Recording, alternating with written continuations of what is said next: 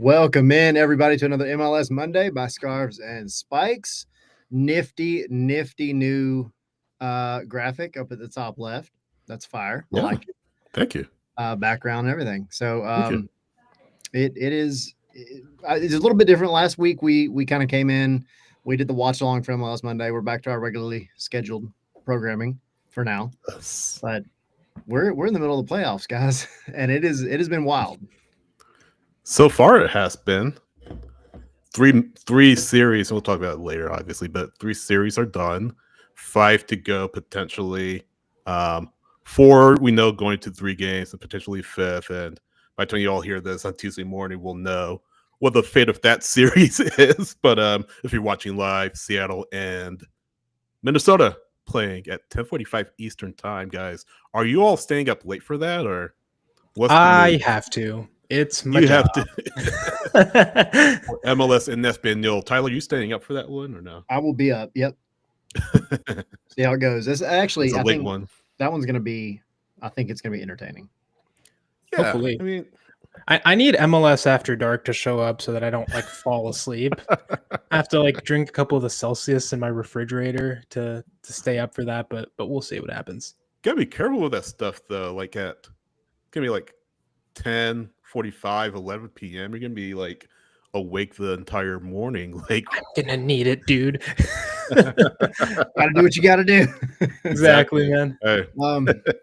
So we've got some stuff to talk about. It's gonna be a busy episode. We'll have Daniel Solana coming in, who has been on the show a couple times. We've been on their show. He will be hopping off to go join the Battered family of podcasts as well to do one of their Spanish episodes at 9:30. But he's going to be hopping in and talk Nashville and Miami, and the fact that Miami is 90 minutes away from potentially having one of the worst repeats that a professional sports team could ever have. Groundhog Day. Yeah, exactly. Not the worst repeat of all time. That would be the Buffalo Bills 4 straight Super Bowl losses. That's the ultimate unwanted sports repeat, gentlemen. Yes. I mean, but you got the best player in the world and then some of the other best players in the world, and you've already suffered this insane upset one year, and I'm not saying it's going to happen, but you're in danger. Right, there's some flags getting thrown up. So, some yellow flags, if you will. Especially since Nashville does have a pretty star-studded roster there. So it's a really cool series and exciting that it's going to a 3rd game. And honestly, I kind of want to start with this. I've grown to like this 3-game series that starts the playoffs. Yeah, I mean, at first I do kind of, in a sense, miss the home and away leg, the way that it was before, where all of them were just, okay, each team gets a home game, and that's the traditional format.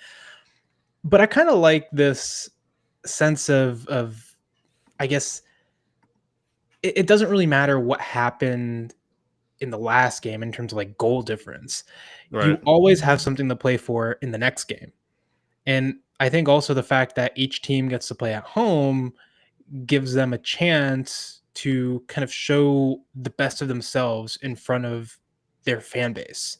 So I think that's kind of an interesting twist. And it gives us these really cool storylines as well of, could these teams actually pull the upset? Could we see some excitement happening in game 3 where it's literally all on the line and no team has the comfort of just sitting back and defending a result? So it could be a way to showcase yourself in front of your home fans, unless Tyler and Henry, your keeper, commits a pretty significant howler. And not one of them, but 1.5. You guys see that? Chicago, Philadelphia. Yeah. Man, Take folks through it, though, because I think there's more to it than just absolutely. You let the pressure get to you. Yeah, and there's a lot of storylines flowing into it, Tyler, to your point. But Chris Brady got injured on Friday, so Jeff Gall coming in, the backup Chicago guy, 32 years old. just too careless with the ball at his feet, gets taken off by Baribo. He scores. Baribo scores again later on. Perfect header on a cross into the box. Gutierrez gets a penalty, easily saved by Andre Blake. And then Gall goes to get a ball. He kicks it. He goes to clear it, but deflects off the foot of Milan Olowski into the path of, who is it? It's slipping my mind. In the path of his teammate, and his teammate scores. And it's 3-0, all she wrote in the Windy City. So I figure, guys, that's pretty much how we expected that series would go. Philadelphia in 2. And it was Bruno Damiani who scored that third goal. Yeah. But we pretty much expected that one to go the way it did. We got to address, though. I was about to say discriminatory remarks and the chants going on. And, it's a shame we still have to talk about this. It's a shame that fans, guys, still don't know this has no place in soccer. Well, they know. It's not that they don't. Well, they know they do it anyway, yeah. Yeah. They know they do it anyway. I think that's my issue. Sometimes being in the MLS bubble, it's kind of nice that, like, for the most part, we don't have to deal with this crap in the regular season. It's really the most of the time that you hear this, it's during international breaks, because you have fans of certain countries that just tend to do it. It is what it is. It's very frustrating. I think more should be done. That's a topic for another day. But at the end of the day, with this one, it happened kind of in the proverbial backyard of Major League Soccer, right? Yeah. And it's not something you typically hear. And you see the videos of, like, Greg Berhalter going over, trying to plead with the fans to stop, and, like, it's just, there isn't a right answer in terms of how to fix this, I don't think, but it does suck that it kind of creeped its way further into the Major League Soccer bubble more than maybe it was before.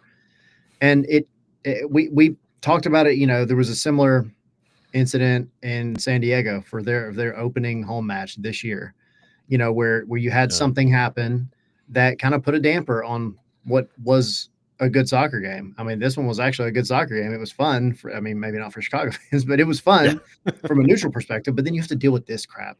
Yeah. And it's pathetic, man. It's got to stop. You hope that it's not a trend going on into your, you were saying, how do you stop it? I mean, I feel like fans need to take personal responsibility and, just not do it. And I think clubs need to put their foot down and say, if you do it, you're going to be banned. And I feel like you hope that sends a message. So it's a shame we still have to talk about this, Henry. I agree with you that it's obviously regrettable whenever it happens, whether it's in MLS and any club soccer or international soccer for that matter. It's something that shouldn't be happening, but I don't think that should be kind of the defining thing of this game. I think there are, frankly, better storylines that we can pursue here. And for me, one of them is the fact that this was Chicago's first playoff appearance in 8 years. 8 years since 2017. And it ended, obviously, it didn't end the way they wanted it to. But, I would have probably...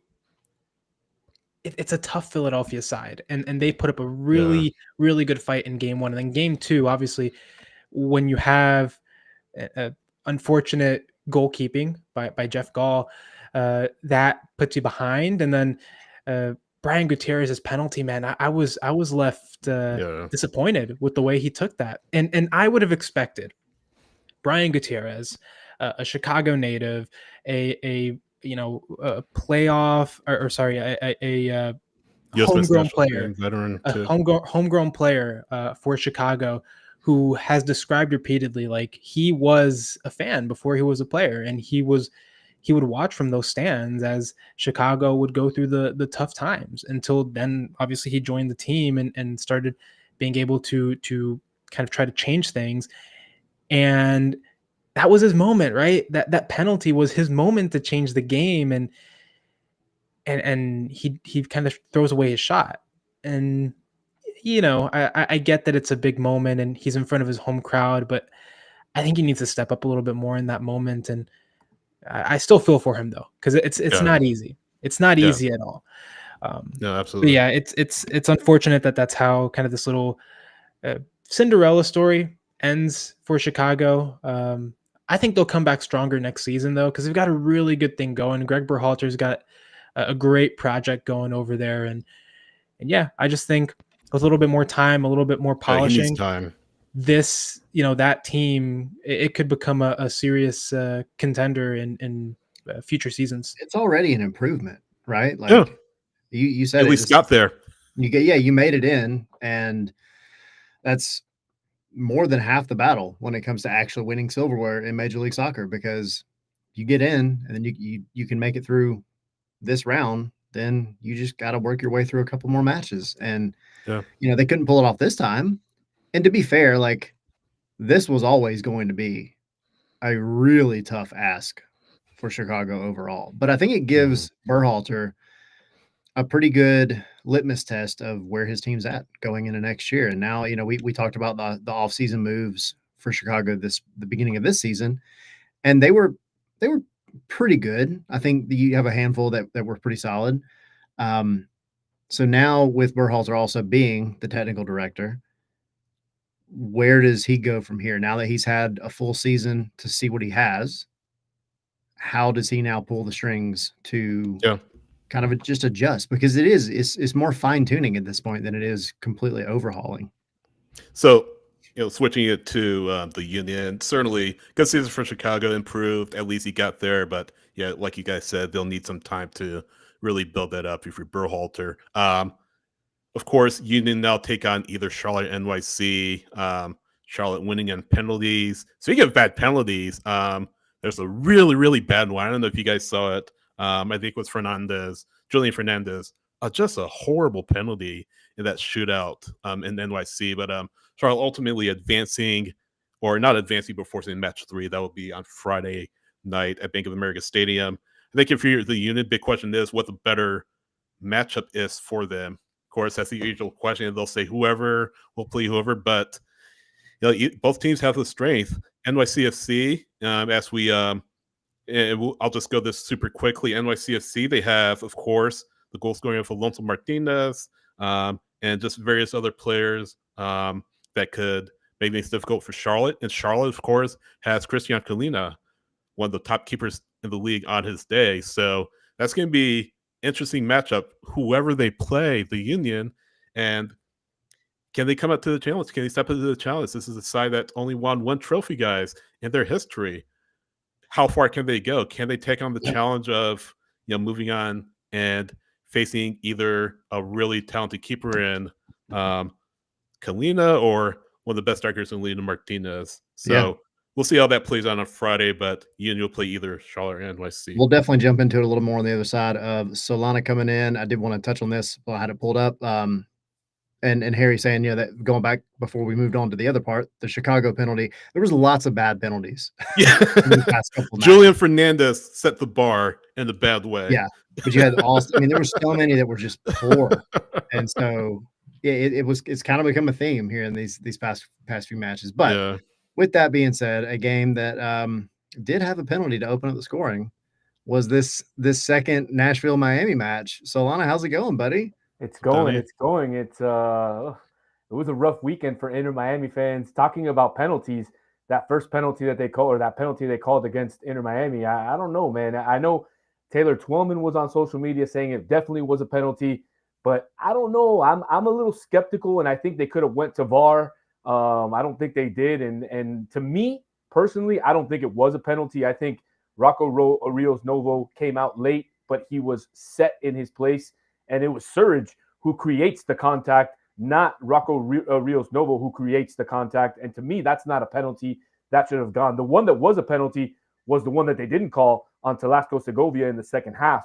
That definitely was a penalty, and they didn't call that one. So a little bit of questionable calls by the referee. I didn't like what Alan Chapman did in that game, but hey, you can't blame the referees, and Inter Miami's coming back home, unfortunately, and we're in the same waters as we were last year.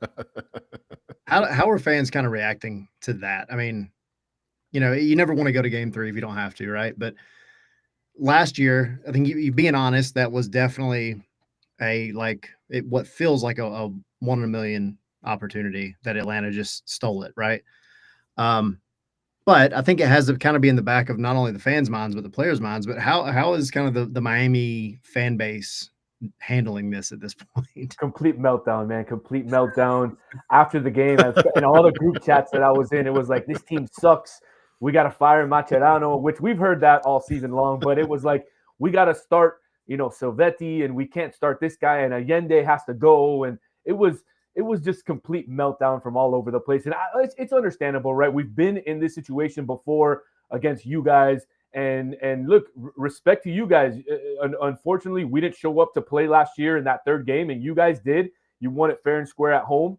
And that's the way it should be. The home team should have the advantage, and you guys came to our home house and shut us up. So all respect to you guys. Now we're in a similar situation that we were, and fans are remembering exactly what happened last year, especially the way Willis played in that last game, stopping a couple Suarez shots, stopping Allende shots. So a lot of folks are having a lot of bad nightmares about what happened with Brad Guzan last year. Yeah, and just kind of building off of that, looking at how Nashville's defense throughout the night, Tyler and I were doing a watch along on YouTube. Looking at how Nashville's defense really shut Messi out for most of the night. Of course, he got his goal, as you might imagine, late on, and it kind of put Nashville under pressure, but they kept their nerve. I mean, they've this is not a hot take, not kind of low-hanging fruit here, but they've got to get the best version of Messi on, in this game 3, but also lean on their other players to deliver. Suarez hasn't really had the season he had last year, so that's what really stuck out to me is how Nashville really handled Messi.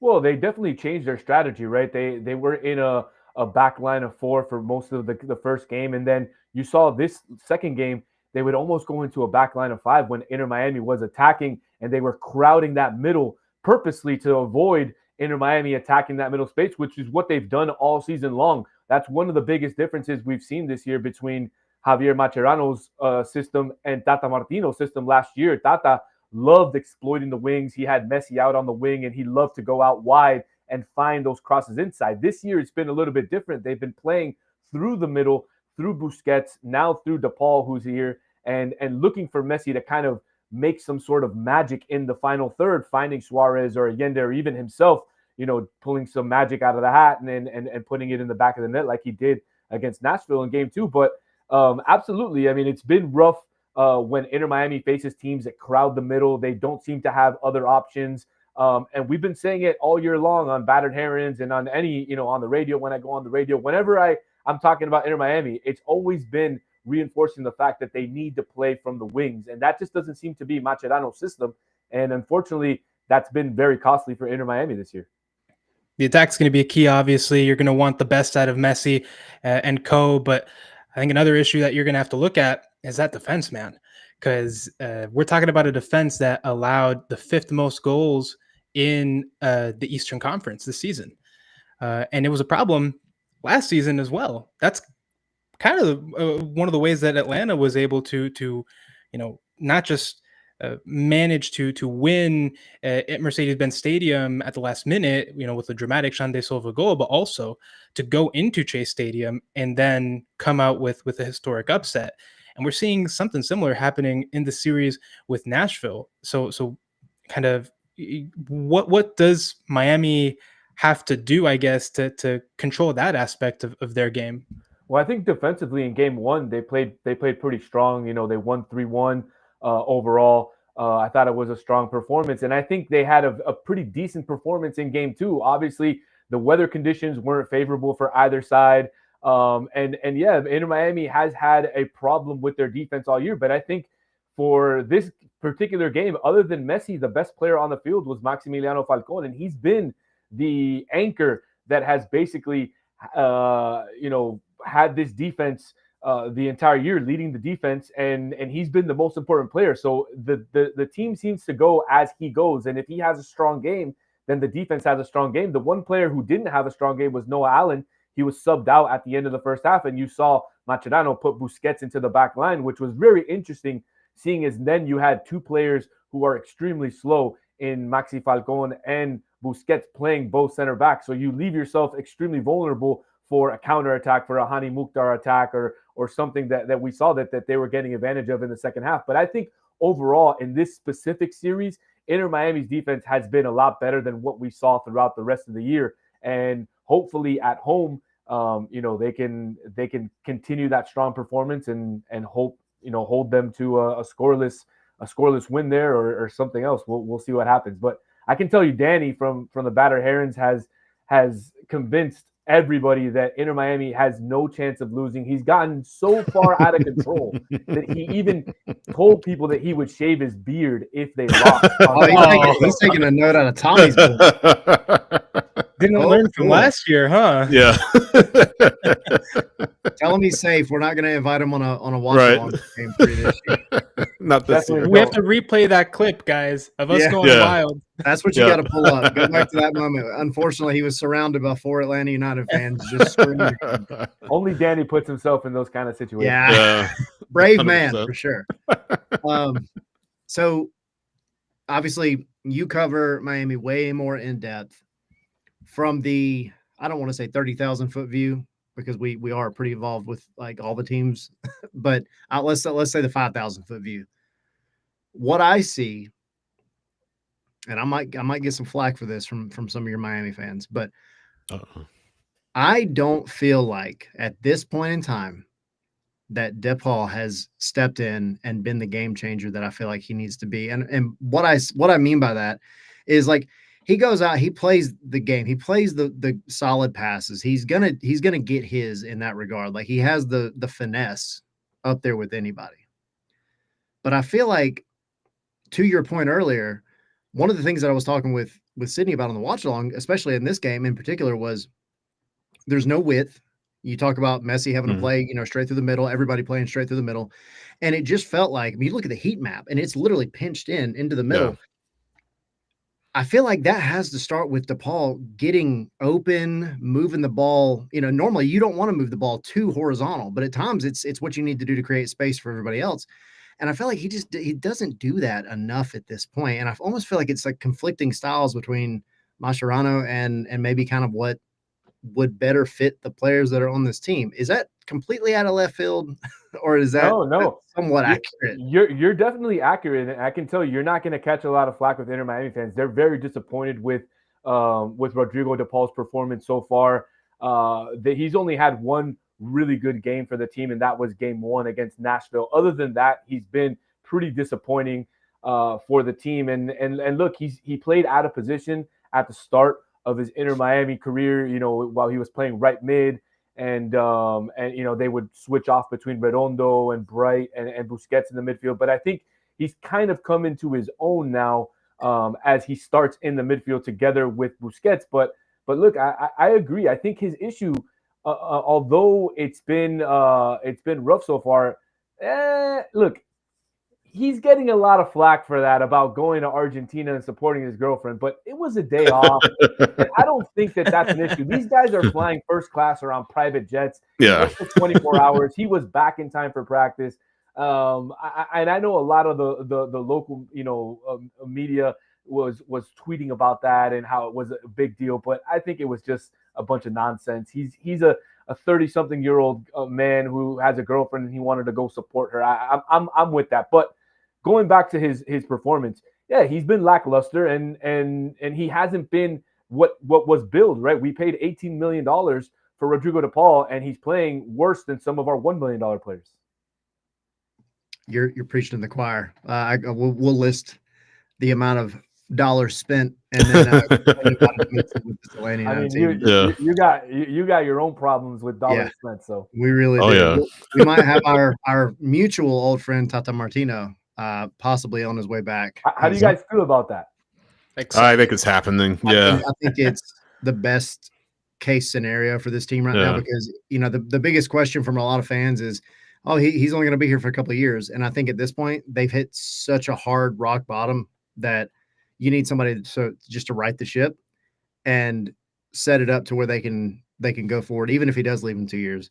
Right now, they've got to bail water from the bottom of the ship for sure. So he's one that can do it. He's done it just about everywhere he's been. So except for most fans Barcelona are excited. Yeah, and Mexico. Yeah, and to an extent.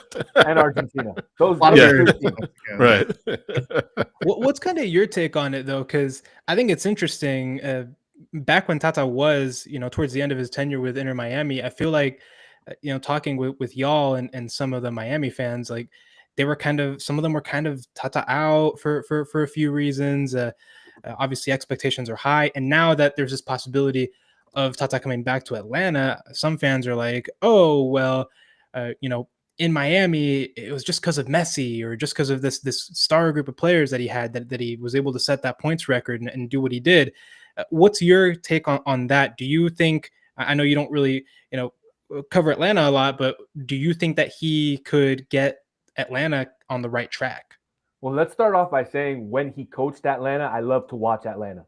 I thought they were a super fun team. I went out to a couple games over at Mercedes-Benz Dome. So I really enjoyed the atmosphere when Tata Martino was the coach of Atlanta United. And I thought he gave you guys a little bit more, the fan base and also the media. He gave you guys a little bit more to dream about while he was down there. The other thing I want to mention about, I wasn't Tata out. I thought he definitely earned himself one more year winning the Supporter Shield. Obviously, there wasn't a good excuse for him to be fired, but I think he's a good coach. But not only is he a good coach, he's a great recruiter. He's the one that's responsible for bringing Diego Gomez. He's the one responsible for bringing Matias Rojas. He's the one responsible for bringing other players to this team, which helped them immensely last season. And I think that's where he was treated unfairly, because he did bring in a lot of the pieces that helped Inter Miami, in that window where Messi was injured for about a month and a half. And they didn't struggle when he was gone. This year, when Messi is out, the team struggles, and you see that, and you can see the different playing styles between a Tata Martino and a Javier Mascherano. So if I'm an Atlanta United fan, I'm extremely happy. If I'm an Inter Miami fan, I'm heated, because I don't want my ex-coach going to a conference rival, right? And he's going to make you guys better. There's no doubt. If he goes there, he will make you better. I don't know if he can make Latte La better, but definitely Miguel Almiron will be back and flying next year. That'll be for sure. Well, you mentioned the recruiting aspect, and that was the whole reason Miguel Almiron was even here in the first place. And so you didn't see what happened off to Newcastle, but we'll see. We'll see how it goes. Later, I imagine the next 2 weeks for Atlanta will be busy, but you guys in the much nearer future have a particular team that we don't like either to handle. So best of luck to y'all. And I know you got to go hop on y'all's show. So we appreciate it, man. Anytime, man. Anytime. Love hopping on with you guys. And next time I'm in town, we'll link up. Yeah, absolutely. See you, buddy. Right, see you. Sure, man. See you, Solana. Cheers. Cool. All right. Nice We'll little see chat what there. happens. Oh yeah. We'll see what happens. Series is wide open, like a lot of these that have gone to the third game, which again, that's why it's so intriguing. These 3-game series, anything can happen in that last game. You don't have anything that you're protecting. You're just going out to win. Yeah. It was interesting to me. I think no matter what, the entire story is going to be, is it going to happen again? Yeah. Is history going to kind of proverbially repeat itself? And I think it's easy to maybe put a little bit too much stock into that, because like I said earlier, Atlanta last year, that was, it was not supposed to go that way, not even by a long shot. Yeah. And yet it happened. Atlanta had this weird 2024 where they just kind of kept getting really lucky when it mattered. But I think it's the story, right? Like the next morning I woke up and I get the Apple News update, and it was like, is history going to repeat itself for Inter Miami? Plus the top stories across the world. I'm like, oh, that's what we're focused on. Yeah. But that's a story when you have Messi, right? And you have all these players that you think should just dominate. And then you get into this league that freaking just throws curveballs every single day. And here we are. For better or for worse, if you are on the same team as Lionel Messi, you will have the eyes of the world on you. And it's really cool when he's doing great stuff and you're winning. But when you're in these situations, man, it hurts, doesn't it? It stings. Absolutely. It is rough. Well, go ahead. Sorry, I didn't know if you had something. No. Are you gonna hit on anything with Miami? I was gonna move us on to our next. Yeah, I was gonna. So this kind of ties into a couple of the other series in the Western Conference. So obviously Messi is the big name in MLS, but you have Son, you have Muller, and now you have LAFC Vancouver, Suns versus Muller, two of the best players in the world for their respective teams. I mean, this is a dream matchup. LAFC got a little bit more than they could hand from Austin in game one, pretty much all LAFC in game two. Bouanga had a brace, Son had goal and an assist. They're still my pick to win MLS Cup, guys. I still think they're going all the way. Vancouver sweeping Dallas, that series wasn't really close in match one. Match two, Ralph Priso scoring at the death to force penalties, and then Vancouver forces penalties. So all the talk is going to be maybe about Messi. Is Messi going to win MLS Cup? But you have Son Heung-Min with LAFC. You have Thomas Muller in Vancouver clashing in this conference semifinals matchup out west in LA. Here's the thing, though. This is a long time to wait, and I've mentioned this before. They're going to have to wait 3 weeks, right? To get back on the pitch. And I said this in LA, it's actually Vancouver, but I'm not going to go into my rant about why are we waiting 3 weeks for these series to play out. But no, I mean, it is what it is. It is what it is. I'm not going to waste time on it, but that's an appealing matchup. LAFC, Vancouver, out in BC Place. I'm still picking LAFC. I don't know about you guys. Tyler, you're picking Cincinnati. Henry, I forget who you're picking. LAFC all the way. That's right. That's right. But that's where I am. And don't ignore that matchup out in the West. LAFC, Vancouver. No, other than the fact you have to wait 3 weeks for it. I'm trying to see what my actual bracket said, like in the details. So let's see. I had Cincinnati winning it all, which we're going to get to that in a minute, and because I might get totally shafted. You might lose right then and there. Yeah, I did have. So let's see. Starting at the top. Okay, so I had Philly taking it, and New York City beating Charlotte. So New York City getting to Philly. And then I had Cincy beating obviously Columbus. We'll see. And then moving on to what I envision will be Miami. Maybe. Yeah. There's lots of question marks. That one's also in jeopardy. Yeah. The other side, I did have LA beating Austin, and I had Vancouver beating Dallas. I think we all. It's like chalk right there. I can't even go back because it's on paper now. I was gonna be like that guy that was like disagreeable with both of y'all, but I did pick LA to beat Vancouver. Yeah. I guess I'll stick with it. But the thing is, like, I just think they're playing more impactful soccer. But I don't think Vancouver makes it easy. I think that's going to be a wild game. They won't. It's hard to pick against. It's hard to pick against this LAFC side that has, Son and Bouanga just absolutely going off. Bouanga with another 2 goals and an assist in that game 2 of their series against Austin. And I mean, here's the thing though, because Austin started out pretty well. And they looked like, they were getting some opportunities. They were making some stuff happen. But man, LAFC just kills you in transition, man. Mm-hmm. And Austin had to go find the game because they're behind. You're at home. You need to make the most of that. And they tried to, and LAFC punished them hard. And that's why, like, look, I'll go back to how Atlanta kind of planned their game against LAFC. And that's honestly, to me, that's the way that teams are going to beat this LAFC side is, sit back, absorb the pressure, and then hit them on the counter as hard as you can. And that's where potentially I could see if a team like Philadelphia Union ends up in an MLS Cup final against LAFC, I think Philadelphia might actually give them a run for their money because they're a team that is expert at, just we don't need the ball. You try to break us down, and then when you least expect it, bam, turn a transition into a deadly attack and a goal. And I think that is something that could give this LAFC team a surprise. But if teams start coming at this with a pure, possession, we're going to try to play through you, I think that is where you fall into that quicksand and you're quickly overwhelmed.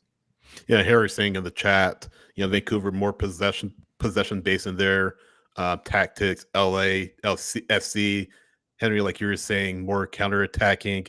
Yeah, it's going to be interesting how those two tactical approaches from Jesper Sorensen and Steve Cherundolo kind of go against each other this weekend. And yeah, I'm still going with LAFC. I'm still going with LAFC to win it all. Send Steve Cherundolo out on a high note.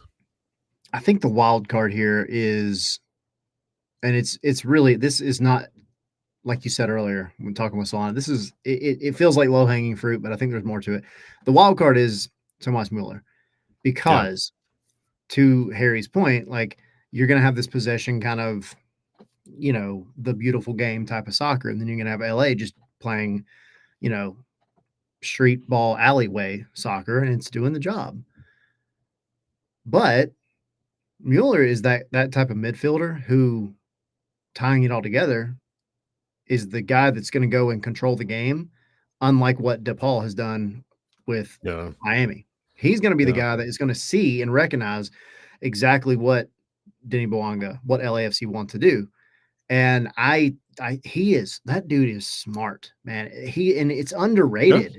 Even though he does get credit, it's still underrated. That guy is so smart when it comes to soccer IQ.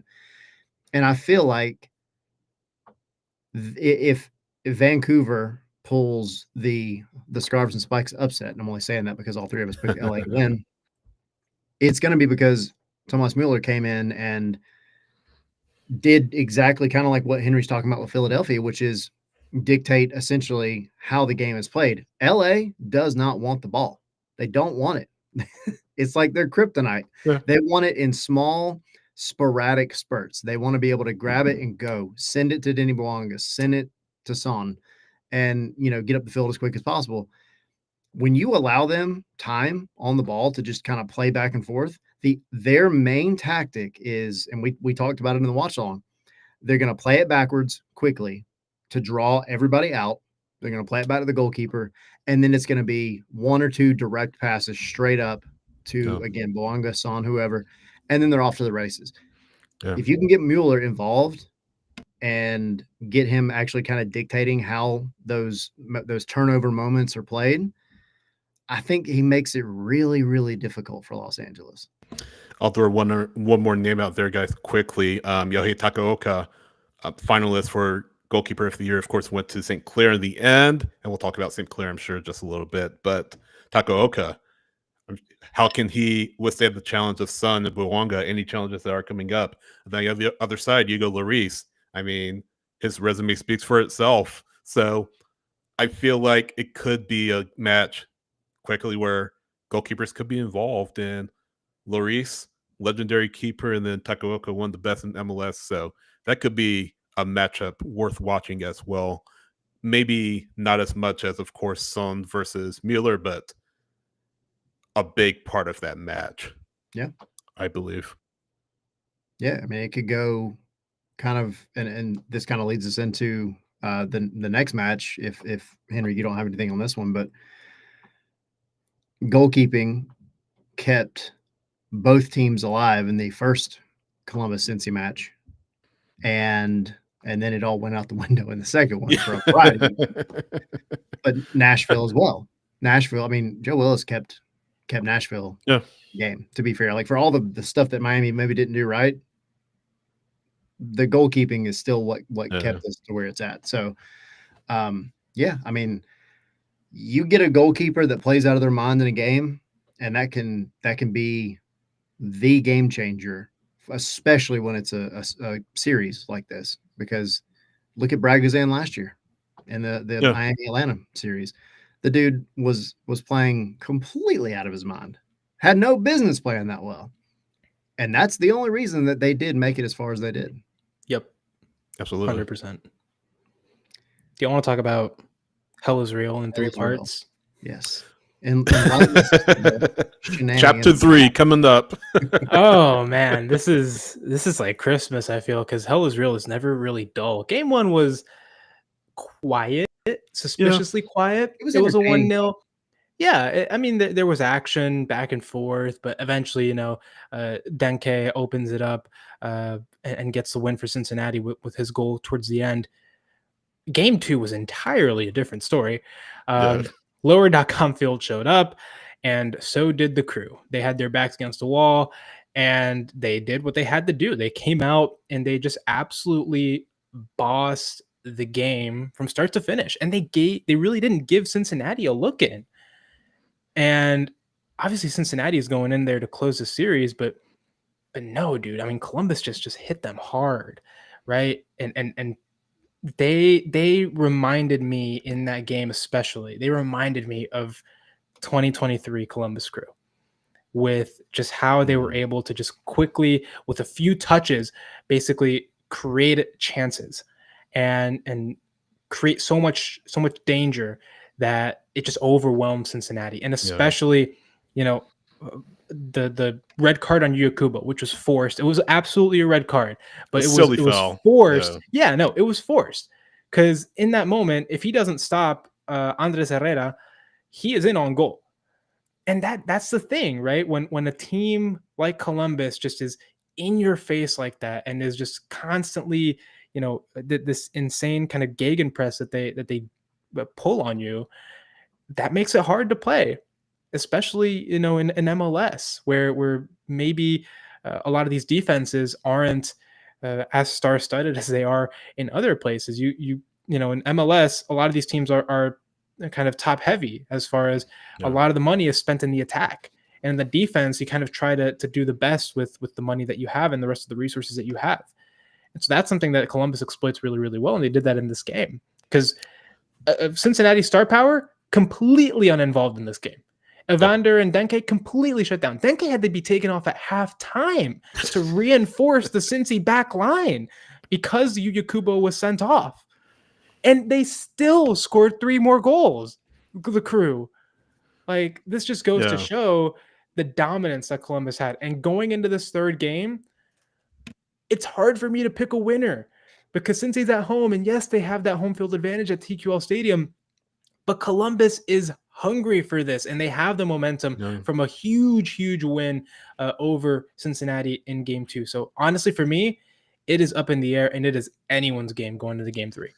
I'm a little bit troubled if I'm Cincinnati, because yes, you have to add the asterisk with Kubo sending off, but still, you allowed 19 shots, 9 of those on goal. You didn't generate any shots on goal yourself. I don't think that Yuya Kubo being sent off is the primary reason you got outshot and really outplayed thoroughly if you're FC Cincinnati. I mean, if there were 11v11, it might have been a little bit more even, obviously, but you played most of the first half 11v11. Yeah. The red card came in the 38th minute. No, totally 100% agree with your point.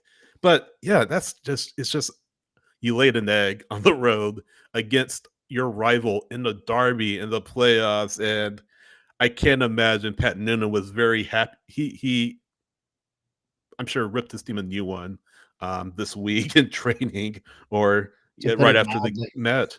Yeah, to put it mildly. But that was a disaster for FC Cincinnati in a match where he had to win to close it out. And guys, at least a door open for Columbus, like you were saying, Henry. This is a team that's playoff tested. This is a team that has had experience at some of the highest levels of the sport in this continent. Columbus, most of those players are still there. Some are gone, of course, but Wilfred Nancy, I think I said it, is sort of the X factor. One of the best coaches in MLS. He had his team prepared. He had his team ready to go at home in a derby in the playoffs, and they responded. And big question is, can they close it out? I picked them to win in my bracket, the Crew. I always thought they were going to win, and I'm still sticking with that. Not just off the back of this performance and Game 2, but just overall. Yeah, I think I'm trying to pull up the roster real quick, but I think, when you look at kind of the predictions that we give, that anybody gives, you never include that potential red card, right? You never include that potential, like what you're having in Nashville. where I believe Sam Surridge is going to be suspended for yellow card. So he's actually not. He's actually not. I checked it. He's not. Okay, good. Okay. Yeah, he's not. But either way, like you have those moments where some of these things pop up, and you look on paper and say, all right, well, yeah, Cincy will probably win at home. Columbus probably going to win at home, but then it's going to go back to Cincy, and they'll probably win at home. But to y'all's earlier point, like Cincy, that first game it didn't have the fireworks. It wasn't a boring, like you see some 1-0 games that are garbage. This one, at least it was back and forth. It was fun. Like opportunities were had. But you get into this kind of situation and it's like, oh man, Columbus not only beat you so badly, but now you're missing one of your primary players. The momentum is entirely in Columbus's favor. Entirely. So you're going to be missing Yu Kubo. And I'm trying to see kind of like, what is your option? And I don't know. Yeah, but is that or you could also play Angle if you have to, if you want to go more defensively, but it's probably going to be Luca Orejano. That's a big question. If you're Pat Noonan, right, this weekend, who fills that spot for Kubo? Because Orejano gives you, I think, more of an attacking edge, and I think Cincinnati just needs to, in the opening minutes of this game, just get ahead and try to kind of control that game early. I agree. And that's kind of to my point. Like, I think if you're Cincy, whatever you do in the opening 15 minutes of this match is going to dictate the whole thing, because like I said, the momentum is entirely in Columbus's favor at this point. So you need to come out and do something to change that immediately. And yeah, I mean, I think, to be fair, like Yu Kubo, as good as he is, he's not been maybe what he was in years past. And that's no knock on him, but I do think that maybe in the different universe, this is an opportunity for, if it is Orellano or whoever, to come in and like really put their stamp on getting this team back on track. Because if they can make it through this and they do knock out Columbus, I think that's actually a good breather. Not to knock who they're going up against next, but I do actually think it does work in their favor, because Columbus is that one team that can beat you any given day of the week. They are still that team. I don't care what place they ended up in the standings. So that's top of the list. If I'm Pat Noonan, is you got to go out there and you got to make something happen in the first 15 minutes of this game, or it's going to be a very, very, very long offseason. I'll say this just real quick. If Columbus scores the first goal, I really feel like they'll go on to win, because 100%. You'll make Cincinnati have to chase. You know how Columbus likes to play more possession.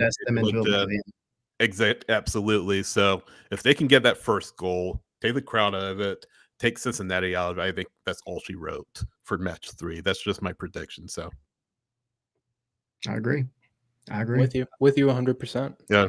So I guess moving then from that one on out to the West, San Diego and Portland. Back out to the West. Yeah, back out to the West. San Diego disappointed me, man.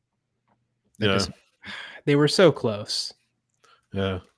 First off, hopefully CJ Dos Santos can recover well. Really nasty shot he took there the first half against Portland. Of course, Portland going out to win in penalties. But Pablo Cisnega coming in, former Philadelphia Union Academy player, former LAFC player, coming in the rest of the way and going to start game 3. So, again, hoping for the best for Dos Santos, and hopefully he can recover well. But, that's a series that I expected to be chalk on behalf of San Diego. But now you go home to Snapdragon Stadium, and the question is, can you close it out? Lozano was back after missing match 1, so you'll have him, of course, match 3. Guys, this is a team, San Diego, that has been average at Snapdragon Stadium, just 7-5-5.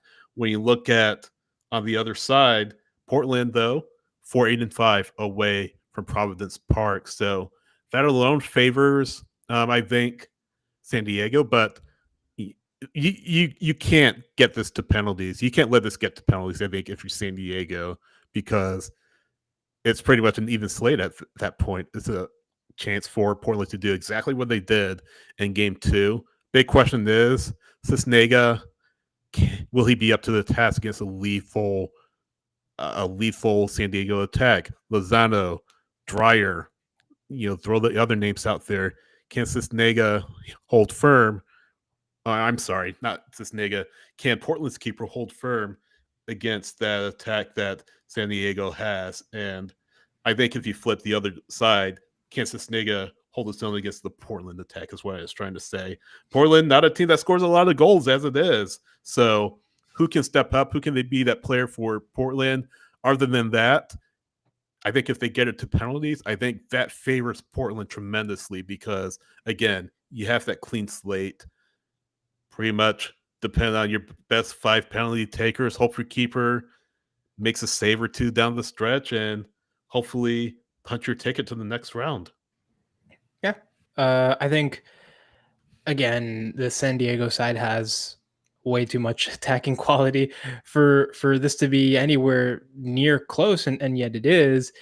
I think once you have, San Diego needs to fire whoever's responsible for PKs. Missing 3 penalties. Wow. It's crazy. This is going a little bit off topic, but not just in this series, but across a lot of these like penalty shootouts that have happened, there have been some shocking penalties taken. It's wild. Seattle, I think 2 of them just straight up missed in Game 1. Like what are we doing, guys? You would think these guys practice penalties a little bit more. Complicating it is what it is. Like just go pick a side and blast it. Stop trying to get fancy with it. Well, it's playoffs, and of course the nerves are higher in playoffs. But from a professional standpoint, you gotta be able to rise to the occasion. And San Diego, of course, didn't do that. But and yet the playoffs are the one place that Atlanta United has won a penalty shootout. Yeah, exactly. But going back to this specific game, I do think that Chucky Lozano starts this game. I think if he starts alongside Dreyer, they have built that connection over the course of this season, and I think that will be too much for this Portland side. Again, in this series, we haven't seen them both start, right? Lozano came on as a sub and then scored in Game 2, but we haven't seen the power of Dreyer and Chucky from the start, and these 2 have been lethal in the regular season. So I'm excited to see that potentially. I think if San Diego can just put the pressure on early and kind of pin Portland back, there won't be as much for San Diego to worry about at the back. Of course, this Portland side, though, they do have some good stuff. Anthony has been solid in this season in the attack. Their new DP, Velda, has been pretty good too. 2 goals in his first 2 games. That is... it's an interesting matchup, but for me, San Diego still has the upper hand, especially at home. Yeah. I think the biggest thing with me is you can't let Anders Dreyer get shut out of the game like he was in this one. Mm-hmm. He had we go back to our good old friend Fatmob, the worst score rating that he has had since July 17th against Toronto of all teams. Oh. But in this one, I mean, he just, you go back to, let's see, the last match, and I'm tripping. He wasn't that. Yeah, he was. He was 8.3 on FOTMOB. And again, the number, that is what it is. But you look at that. He had a goal, 4 total shots, 91% on his passes, which for an attacker is wild. Yeah. Created 3 chances. And then we go to this match. And let's see where we're at here. Anders Dreyer. 6.4 on FOTMOB. Had a shot. 72% on his passes. No chances. I mean. Yeah, they shut him out. Just bad, Yeah. So, yeah, I mean, we know this. He has been really the key to that team the entire season. You take into account when Chucky was injured and everything else. Like, this is Dreyer's team. And if he gets shut out, similar to, maybe not exactly the same, but similar to Miami and Messi. But you give him an opportunity, he's going to make something of it. if he can get involved in this game, then I don't even think it's a question. But if Portland can kind of do what they did in this one and give him something to think about, then it's going to be on somebody else to step up and make something happen. And quickly, I'll just throw this out there. I'm not convinced that Portland can overturn a deficit. I really am not. You mentioned the names that they have, Henry, but they just don't stack up to what San Diego can offer from an attacking standpoint. So I think San Diego, they're going to be out to be the protagonists in this match, right? Get that first goal, rally the Snapdragon Stadium crowd in their favor, and put Portland out of it early. Again, I don't think he could get this to penalties, because I think if you get this to penalties, that gives Portland a ton of confidence, and San Diego, knowing what happened in match 2, maybe pressure is on them. Pressure is always going to be on them being the higher seed, but I think if this goes to penalties, I think Portland wins. That's my prediction. I thought San Diego would get out of this, like we all did, but this is where we are right now, and that's just the magic of the playoffs, guys. Anything can happen. Nothing is for certain outside of LAFC, really, and Vancouver. You never know. You never know. Yeah. We do have one more in this particular round, and that is coming up in less than an hour. Seattle, Minnesota. Seattle, Minnesota. So with Minnesota leading 1-0. Yeah. Which goalkeeper of the year? Anything clear for Minnesota United? Look, he's I mean, sorry. No. I was just going to say is I guess the simple question here is, did they force game 3? Because it is Seattle, and you really can never count them out. Where do they go from here? I mean, it's a team that has won everything that there is to win, a team that's coming off a Leagues Cup win, and you'd expect a team like that to have a certain rhythm, a certain momentum, a certain just I guess hierarchy is the word that we use in Spanish to refer to a team that has just that level of just, I guess, aura. Dynasty. Yeah, a dynasty. Look, again, I think that they are still 100% in this. I think that they need to get ahead early, that they need to make this, they need to get an advantage early and start putting the pressure on Minnesota, because if you let Minnesota kind of grow into it, and if you let this go to PKs again, there's a mental aspect to it all. Minnesota is going to have that mental high. For Dan St. Clair, especially after getting, goalkeeper of the year, he's certainly got to be liking his chances again against Seattle. And then Seattle, like Harry's saying, they're probably also, there was a mental aspect to missing, what was it, 3 PKs in that shootout in game 1? Like that's wild. You have to think that Brian Schmetzer, first of all, was upset in that locker room afterwards, but also you have to think that he had them drilling PKs throughout the week in training, because you got to be better prepared for that. PKs are a genuine possibility, like we saw in game 1. I don't think this one goes to PKs. I think Seattle shows up in front of their home crowd. They're going to be motivated to go even up the series, force a game 3.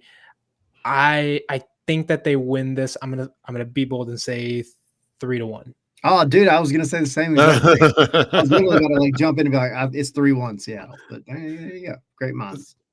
Yeah. Exactly. My prediction is probably a more 2-0, but I think Seattle will win. I feel like, Henry, you're just saying it. This is an experienced team that has one of the highest levels of the sport in the continent. They're battle tested, they're playoff tested in ways that Minnesota aren't. I feel like that's sort of the mental factor. Of course, they missed a number of penalties, but I sort of feel like that's the mental factor, right, that goes in their favor. They've been in this position before, they've been in playoffs before, and they've always, more often than not, have found a way to get through. So I think that's your X factor. I feel like more than any player, more than any tactic, this is a team that rallies around themselves, rallies around their coach, one of the best coaches in the history of the sport. And I think Seattle wins 2-0, and I think Seattle goes on to win this series in 3 games and advance to the Western Conference semifinals where they would face the winner of that San Diego Portland match. But we'll see. Maybe we get a Cascadia Derby, guys, in the semifinal round here. We'll see. Yeah. It's been very interesting the way that these have all played out. Lots of them going to game 3. And again, I foresee one more being added to that tonight personally. But if you guys haven't already, go join patreon.com/Scarves and Spikes. It helps us a lot. We have lots of good content going up on there. Henry struck gold the other day well done with his video. You just have to go check it out. I will give no other teasers, but it was. Oh, we should say kind of what it is. I mean, yeah. I'll tease it a little bit. Basically, I asked ChatGPT to fix Atlanta United, and if you thought that was funny, it is 10 times as hilarious when you watch it. So go join Patreon so you can see the awesomeness that was. 100%. And while you're at it, scarvesandspikes.com. That's where you're going to find all of your Atlanta United content and World Cup content because it's rapidly approaching. We are. It feels like that's next year. Well, next year now is less than 2 months away. 220 days. Yeah, it's crazy. We're in the 200s now. That's crazy. Yeah, we are. So, scarvesandspikes.com. You can also put in your email there on the website just to get all of our articles delivered straight to your inbox. Yep. Super easy. And while you're there, you can visit the store. Go get you guys. I've been drinking out of one of these beer glass. Got hoodies, shirts, hats, jackets, all kinds of merch. Coffee mugs, which I use pretty much every single day because they're solid. And y'all go like and subscribe to the channel. It helps us a lot for sure. Yeah, definitely like, subscribe on YouTube. Definitely hit subscribe, but like us as well. Definitely helps us get more exposure on YouTube. Subscribe on Apple Podcasts, Spotify, and iHeart as well. Again, if you're listening to us on Tuesday morning, Seattle and Minnesota have already been played, so we'll know if we were right or wrong by Tuesday morning. But subscribe there. But subscribe there, Apple Podcasts, Spotify, and iHeart. If you're there, please leave us a rating, leave us a review. Definitely helps us out a lot. Let us know how we're doing. And then if you're listening on Apple Podcasts, Spotify, iHeart, consider watching us live. Consider going to our YouTube channel, as Tyler said, liking, subscribing to our content. It helps us out a ton, guys. So we appreciate it in advance, and definitely it's going to be a big off season for Atlanta United, but we'll have MLS coverage as well, World Cup coverage coming up as well. So stay on the lookout for that. Subscribe and be the first to know when that stuff is coming out, when that content is coming out. Yes, indeedy. And go enjoy a soccer game tonight. And I think that's it. Before we go, Henry, where are you on social media? At H.A. Higuita, pretty much everywhere. Twitter, Blue Sky, Insta. Tyler? ATL Pilgrim for me. SH Writes on X, SH Writes on Blue Sky, SH.soccer on Instagram and Threads. Scars, the letter N, Spikes on X, scarsandspikes.com on Blue Sky, Scars and Spikes, Instagram and Threads, facebook.com/scarsandspikes. Faux show. And we'll see y'all Wednesday. Take care. Oh, see ya. Music was coming in. Hit the music. Oh, yeah. No, we got it.